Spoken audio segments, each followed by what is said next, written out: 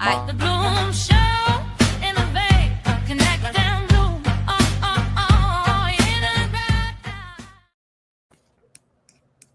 What's going on, everyone?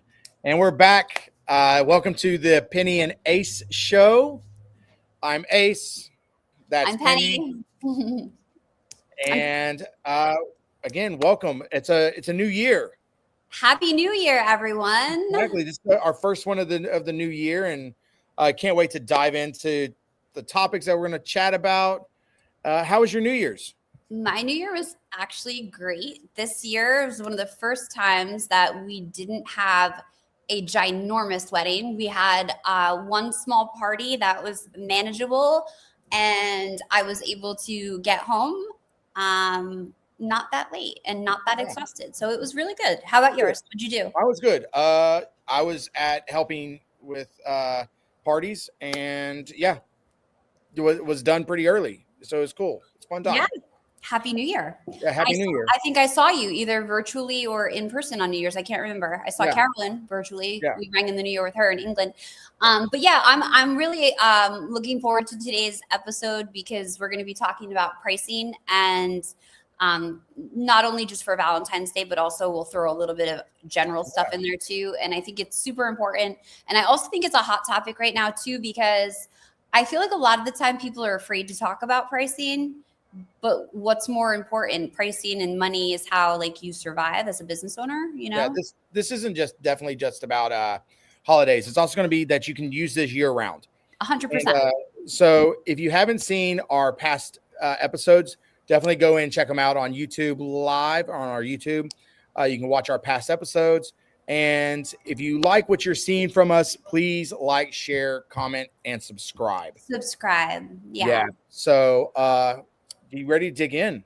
One thing before we get started that I probably will bring up at the end. I just don't want to forget. So in case I do forget, I'm going to say it now, and then maybe you can remind me later.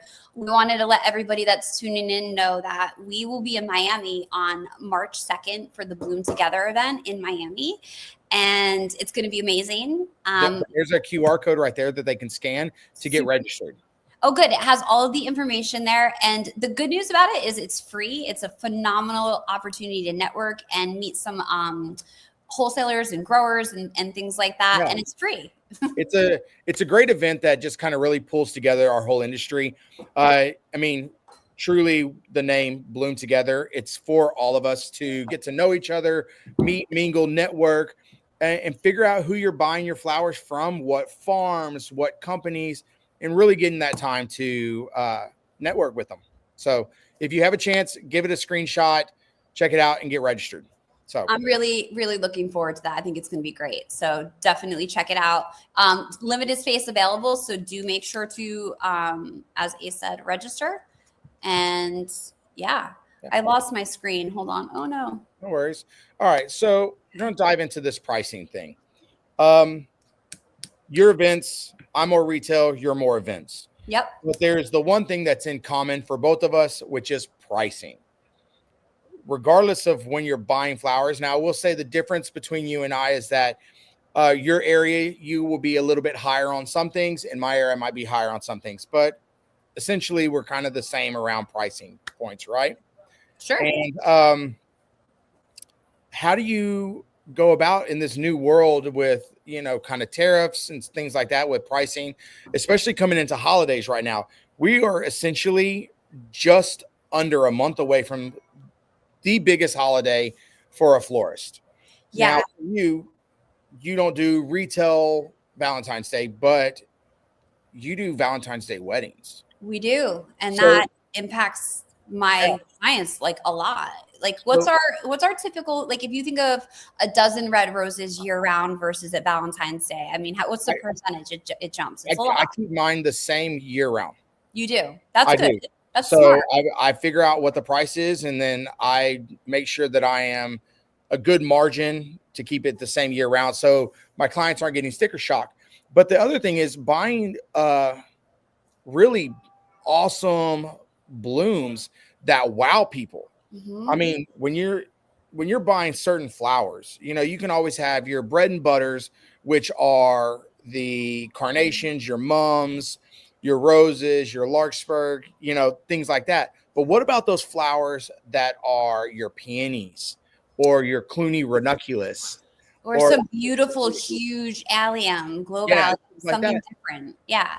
So the pricing on this, how do you keep your clients engaged with these wow flowers when they are skyrocketing? How do you price them? I'll give the floor to you, and so you tell me how you do it. I mean, for me, I think designing intentionally is very important. So budget factors into everything. When we do retail orders, which is not, we have some monthlies and stuff like that, and we'll get some for Valentine's Day, but nothing like you. We always want to know what their budget is. So with Valentine's Day and retail, it's different. You're telling them what the price is, right? A lot of the time with me, I'm finding out what their budget is. So someone calls me and says, hi, I want to send an arrangement to asking questions about it, like what kind of impact do you want to have on them? Like, is this, just a simple gesture, or is it something more? Because we know flowers evoke feelings. But for me, it's I like to add unexpected elements. So like peonies, like you said, yes, you can sometimes get them at Trader Joe's for really, really great price. But when we buy them from a wholesaler, we do buy them at a high price point, and that's reflected. Yeah. So, but also that being said, with mass market, it's a different of a grade. I don't think a lot of consumers understand that. Kind of goes into the really educating of your consumers, of your clients, the people that are buying flowers.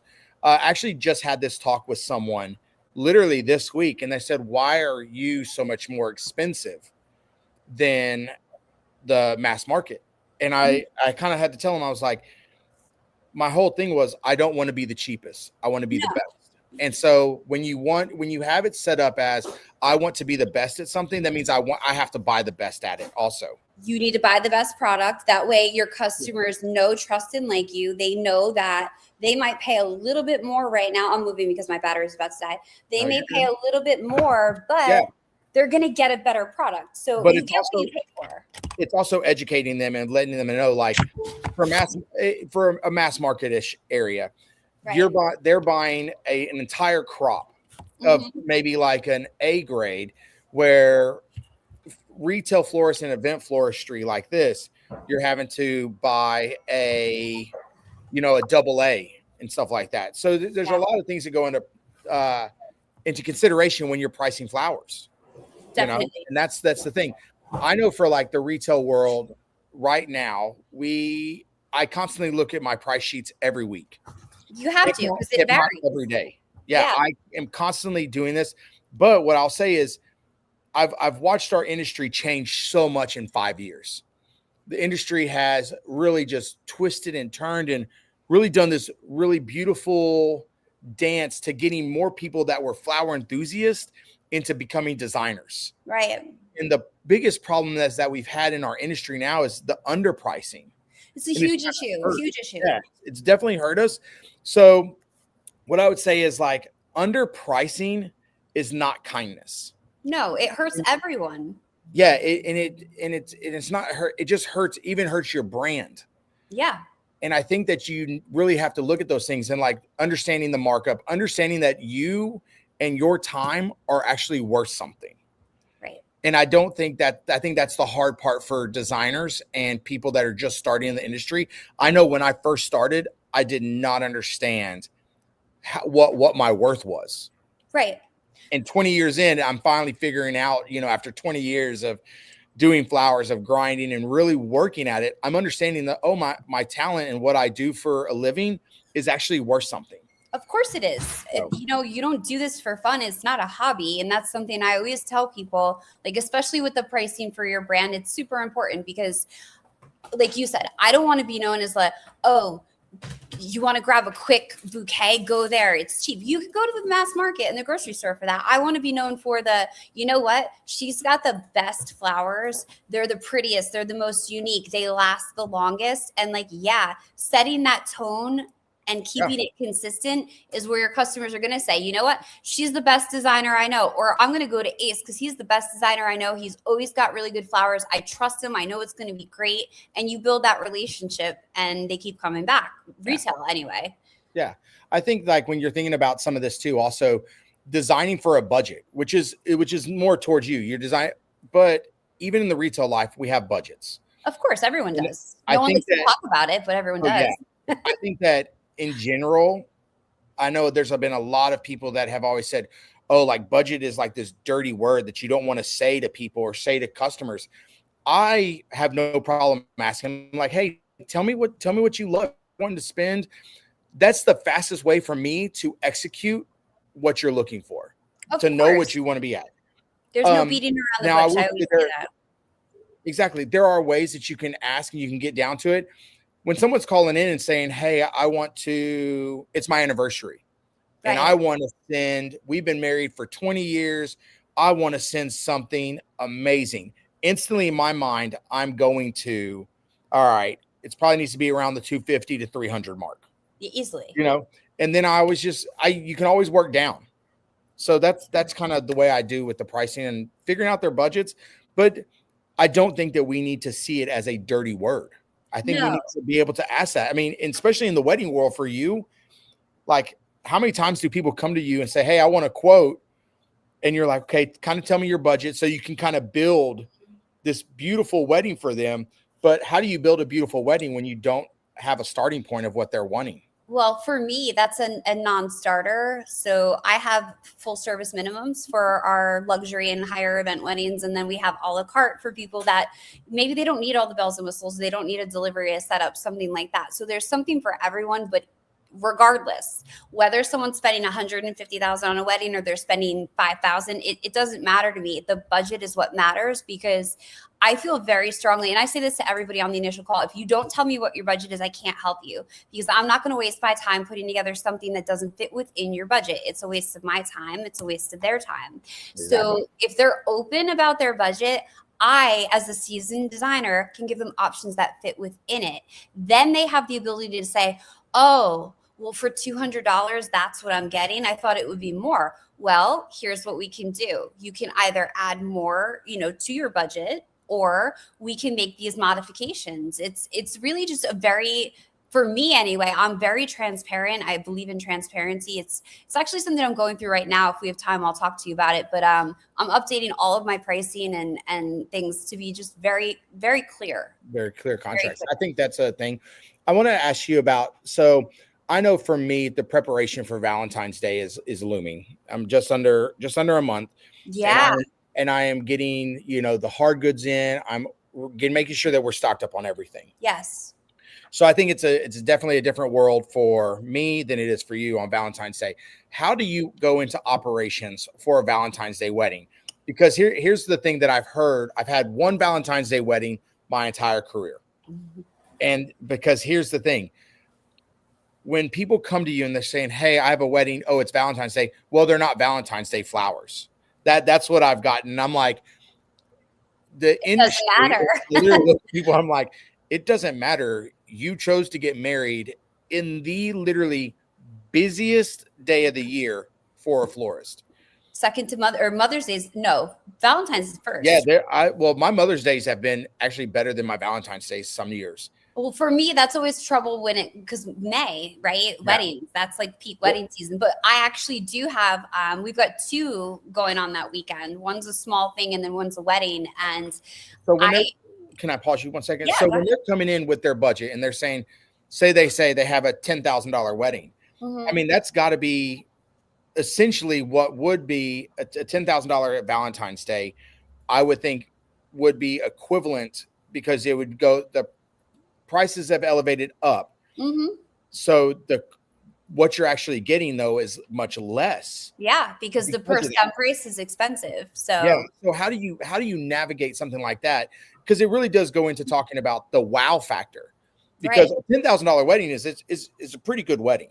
Well, if people hear $10,000, like for us, that's kind of our standard. So that's not to say that's great. It's a good number, but would you say it's like 20? That's probably what 25% more. That so you're getting like a 75. What would be equivalent to like a $7,500 wedding at that point because the prices are so elevated. The prices are so elevated. So I'll tell you what I'm doing with one of my weddings. Thankfully, I love color, right? Last year and the year before, we did Valentine's Day weddings in those Valentine's colors, the reds and the lavenders and the hot pinks. But my bride this year, she's getting married the day before, and I expressed that to her. I said, you have to understand that the costs are going to be elevated. So what you are going to get today for this, you could get in 7 months or 6, whatever, not holiday time. A month. It'll be more, it'll be in more 3 value weeks. to it, right? Realistically, 3 weeks, the Valentine's pricing just drops again. Drop. Yeah. Yeah.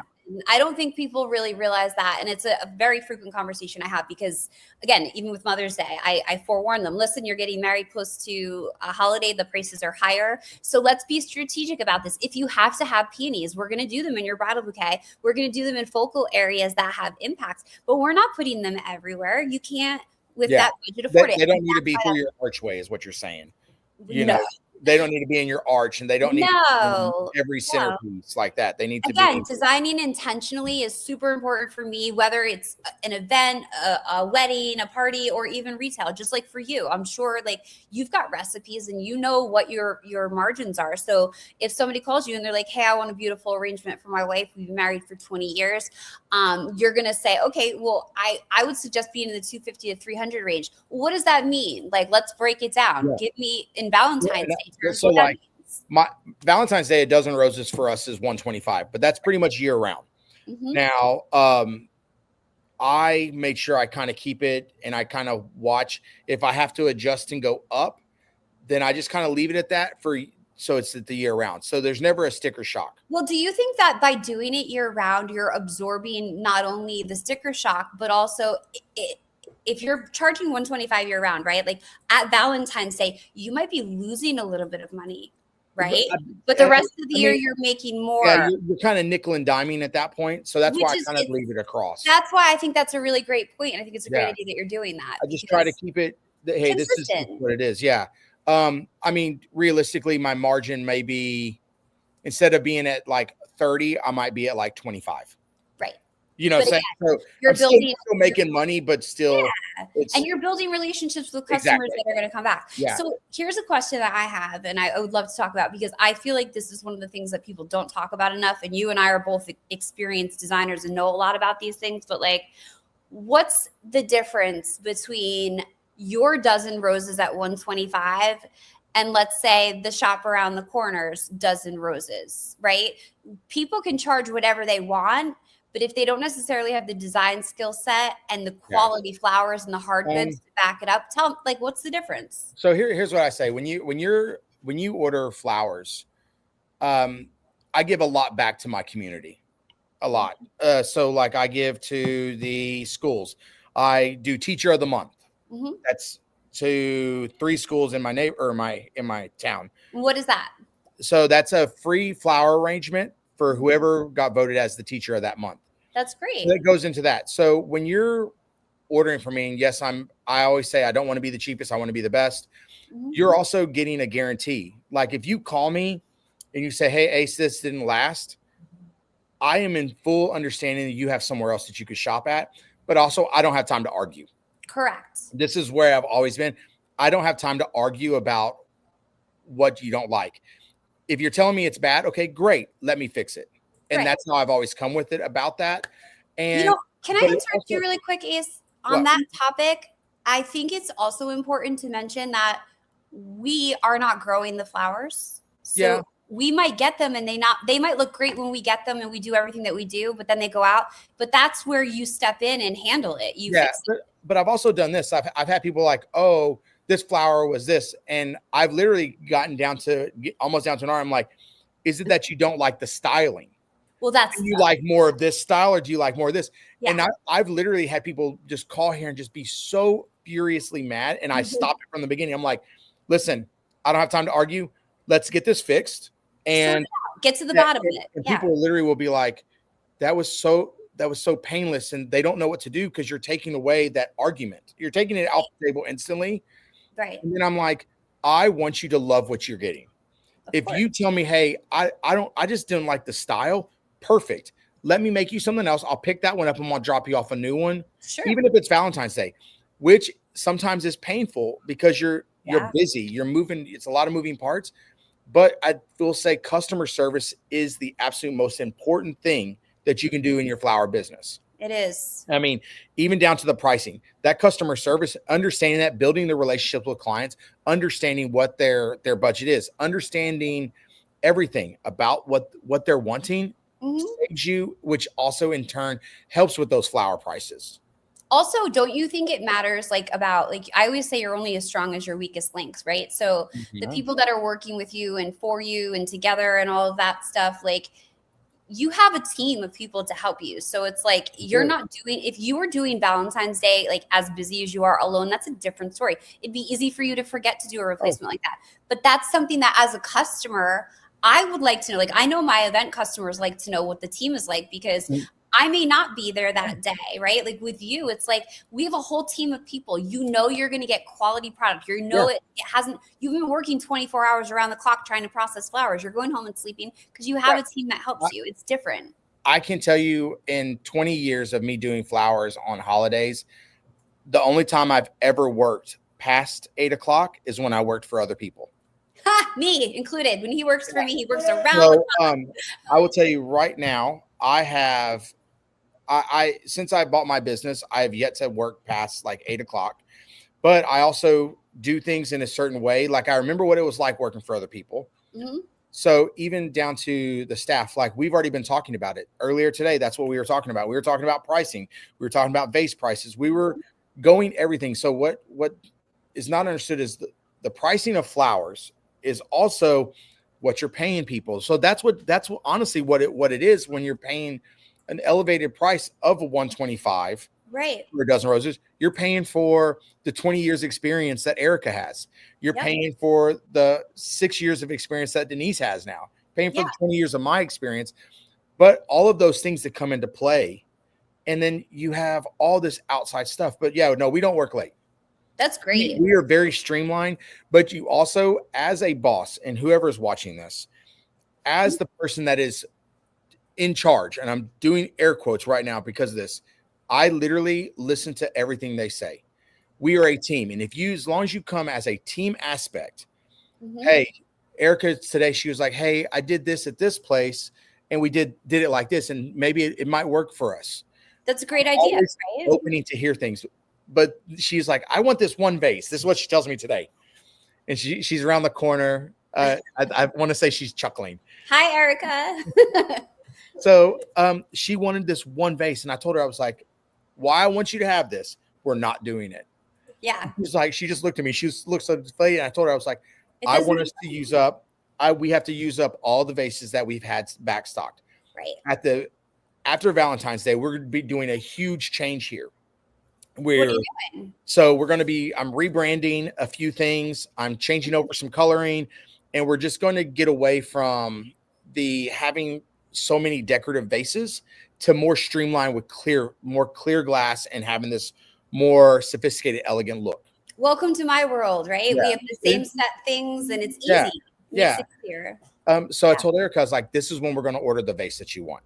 And she was like, I get it. And normally I am the one that goes and buys whatever. You and I are going to Atlanta this week. Tomorrow, actually, we're going to be in Atlanta. Oh my gosh. Yes. Saturday, we're going to be shopping. I'm really holding myself to this very.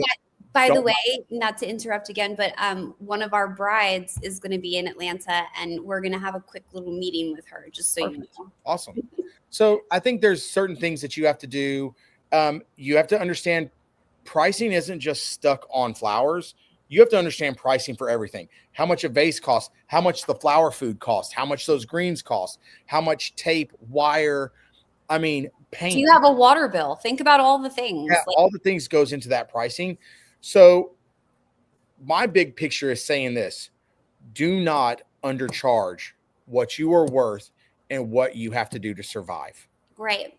When there's you simple do that, math for new people, right? When you do that, you are hurting the entire industry. It's true. Because what it does is now everybody else is having to cut prices, and they can't do that. Why? You might be taking people out of business, and that might make you feel good. I've said this for years about the flower shops that are in my town. I need them here. Right. Because they It is make you not better. a competition. They make me better. I fully understand that you have another choice to buy flowers. So you're going to make sure you're doing everything you So can. I have to be, again, it goes back in. I'm not the cheapest in this town. I am the best. And Mhm. I work at that. I work at customer service and making sure that I deliver a product that is to the value that you are spending. Right. That is how we should do things. Can we do quick flower math for anybody Yes, out here yes, that yes, yes. I is love new? flower math. Like flower math is it's fun and it works. It works in retail and it works in events, but it works slightly different between the way Ace and I do it. But like, let's use round numbers, Ace. Let's say I buy a rose for $2. What should I charge for that rose? 8 to 10.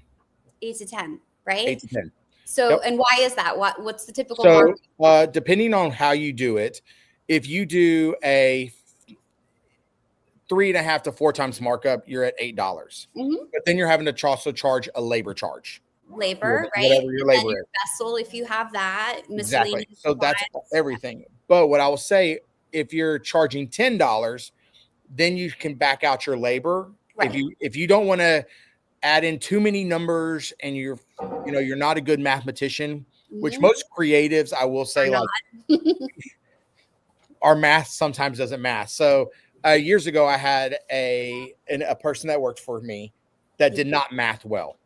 They did math well. She did not math well. So I literally just kind of figured it out. It's like, okay, if we do a 5-time markup instead of a 4-time, that'll cover the labor part of it. Yeah. And there was one, I don't know, what do y'all, the accountants call it? The one equation instead of like an equation plus an equation. Is that right? I That have no idea what you're talking math about. terms or equations, right? I think those are math terms. Equations, yeah, like Yeah. x plus Yeah. z equals y. Yeah. So I would say that's how I do it. Thank God I have Erica. Erica's really good at math. Yeah. And so we have gotten back to the old school way of doing it, where we're adding in our labor, adding in everything, and doing it what traditionally is the correct way. Well, I believe in writing it down too. So Yes, detail. we write down everything that goes into an order. We put it on the back, and that even goes into telling you instantly. That saves you if someone has an issue. You know exactly what's in your You arrangement. can pull Write it it out all and down. you can look and say exactly that, like I think that's super important. And I think that for people that are starting out, I know when I go on Facebook, or I don't go on Facebook very often, but when I do, I see so many people asking for pricing tips and pricing help. So And your math is the same. It's just what your markup is on your hard goods. Are you doing 2.5, 3? 2.5. Like that's the thing. So Yeah, I always do a standard of a 2.5. I think on all standard my is hard 2.5, goods. I think for that's sure. easier. I think 4 and 2.5 is good, or 5 and 2.5, and then you don't have to worry about labor. But what everybody needs to know is that the flowers go through a lot to come to us, which is why we're paying more for them. And then they go through a lot before they get into your hands because we're doing a lot with them. Yeah, water and flower food costs a ton. And the labor for people to process them. Yeah. And your electric to keep your refrigerator on and your lights on. I mean, all of those things factor in. If you are an at-home florist, a studio florist, you might be able to sell things for less than Ace or I can, but it's different. Yeah. Okay, we have just a little bit left. Mm-hmm. Give me a 20-second goals for 2026 for you. Oh gosh, on the Just spot like fast. that. Goals. Gosh. Well, first one is to try to really focus on my creativity in like a way that is positive, where I'm not getting burnt out and frustrated. That's my biggest goal. And also this what I've been trying to do. The people have spoken. I'm making myself more visible so people can get to know me online, showing my face, and I'm rebranding and moving. So I've got a million goals. What about you? Okay, 2026. We have Orchid Dinner, and I want by the end of 2026 to have 70% of Capo Fiore done. And if you don't know what Capo Fiore is, that is the book that I am trying to get done. So we'll have that done hopefully by the end of 2026 with a lot of cool things. But in general, if you love what you watch and you love the Pennylyn show and we love bringing it to you, please make sure you go and subscribe, like, share, comment, all the cool things. And please follow us on both of our socials. Also, follow us at our journey with New Bloom and the Bloom Show. Mm-hmm. And again, please, if you are wanting to come and meet us and hang out with Penny and I and so many of the New Bloom correspondents, make sure you register for the We Bloom Together event that's in Miami on March 2nd. It's from 7 to midnight and it's free, but And there there's no are link again. limited spaces available. Yeah, and definitely come by and let It's us gonna know. be fun. I'm excited. Yeah. Send us what y'all want us to talk about. We love doing this. We really want to give back to the floral community because it's given us so much. And thank you to Saeed and the Bloom Show and New Bloom Media for having us. It's always a great time to get to chat with one of my best friends in the world, Penny. And be on the lookout. We have a lot of cool things happening this year. And if you missed the first 2 episodes that we've ever done, definitely go check those out and subscribe. And our next one is February 19th.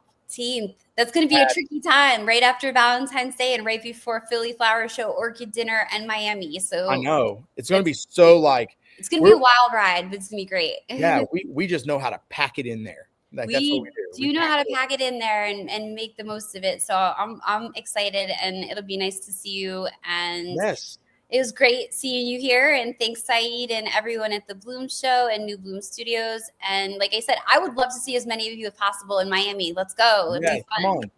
Awesome. Guys, again, thank y'all for everything. Penny, it's always great seeing you. And y'all have a great day, guys. Bye, everyone. Take care. The Bloom Show.